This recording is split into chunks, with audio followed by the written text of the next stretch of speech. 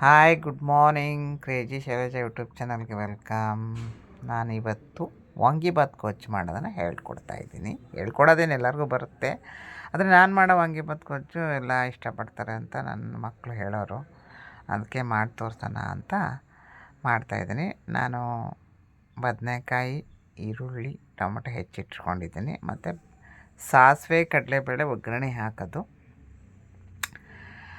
ಕರಿಬೇವು ಒಗ್ಗರಣೆಗೆ ಹಾಕಿ ಫ್ರೈ ಮಾಡಿ ಎಲ್ಲ ಮಾಡ್ತೀರಾ, ಆದರೂ ನಾವು ಹೇಳಬೇಕಲ್ಲ, ಹೇಳೋದನ್ನು ಹೇಳ್ಕೊಂಡು ಮಾಡ್ತಾಯಿದ್ದೀನಿ ಅಷ್ಟೇ. ನೀವೇನಪ್ಪ ನನಗೆ ಲೈಕ್ ಕೊಡಲ್ಲ, ಸಬ್ಸ್ಕ್ರೈಬ್ ಮಾಡಲ್ಲ, ಮಾಡಿ ಪ್ಲೀಸ್. ಈರುಳ್ಳಿ ಹಾಕಿಬಿಟ್ಟು ಫ್ರೈ ಮಾಡೋದು.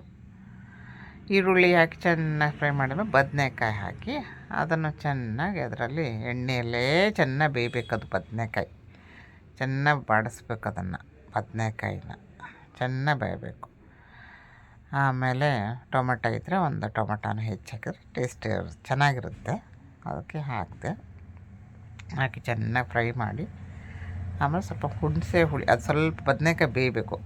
ಬೆಂದಮೇಲೆ ಹುಣಸೆ ಹುಳಿ, ಬೆಲ್ಲ ಹಾಕಿ ಚೆನ್ನಾಗಿ ಫ್ರೈ ಮಾಡಬೇಕು.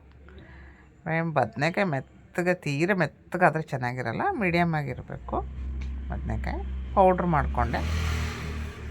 ಧನಿಯಾ, ಉದ್ದಿನಬೇಳೆ, ಒಂದೇ ಏಲಕ್ಕಿ ಅಷ್ಟೇ ಪೌಡ್ರ್ ಮಾಡ್ಕೊಂಡಿರೋದು, 1 ಟೀ ಸ್ಪೂನು. ಮತ್ತು ಖಾರ ಪುಡಿ 2 ಸ್ಪೂನ್ ಹಾಕಿದೆ.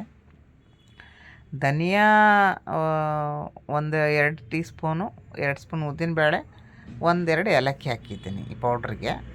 ನಾನು ಇದು 2 ಸಲ ಆಗೋಷ್ಟು ಪೌಡ್ರ್ ಮಾಡಿದ್ದೆ.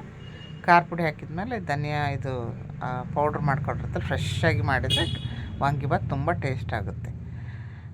3 ಸ್ಪೂನ್ ಹಾಕಿದೆ. ಇದು ನಾನು ಮಾಡ್ತಿರೋ ಗೊಜ್ಜು ಹತ್ತತ್ರ ಒಂದು 6-7 ಜನಕ್ಕಾಗುತ್ತೆ ಗೊಜ್ಜು. ಅನ್ನಕ್ಕೆ ಕಲಸಿದ್ರೆ ಒಂದು 3-4 ಪಾವಿನ ಅನ್ನಕ್ಕೆ ಮಾಡ್ಬೋದು. 3 ಪಾವು ಅನ್ನಕ್ಕೆ ಇದು ಗೊಜ್ಜು ಆಗುತ್ತೆ, ಸಾಕಾಗುತ್ತೆ.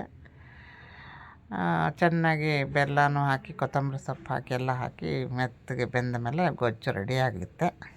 ಬಾಣಲಿಗೆ ಅನ್ನ ಹಾಕಿ ಬಿಸಿ ಬಿಸಿ ಅನ್ನಕ್ಕೆ ಗೊಜ್ಜನ್ನು ಕಲಸಿಕೊಂಡು ತಿಂದರೆ ವಾಂಗಿಬಾತ್ ಸೂಪರಾಗಿರುತ್ತೆ. ನಾನಂತೂ ಬೆಳಗ್ಗೆನೇ ಇವತ್ತು ವಾಂಗಿಬಾತ್ ಗೊಜ್ಜು ಮಾಡಿ, ಅನ್ನ ಮಾಡಿ ಕಲಸಿ ಮಕ್ಕಳಿಗೆ ಕೊಟ್ಟೆ. ಸೂಪರಾಗಿದೆ ಅಂತ ಹೇಳಿದರು. ನೀವು ಮಾಡಿ.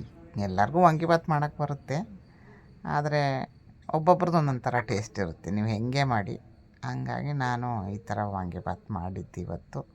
ದಯವಿಟ್ಟು ಸಬ್ಸ್ಕ್ರೈಬ್ ಮಾಡಿ, ಬೆಲ್ ಬಟನ್ ಒತ್ತಿ, ಎಲ್ಲ ನಿಮ್ಮ ಫ್ರೆಂಡ್ಸ್ಗೆ ಹೇಳಿ. Thank you.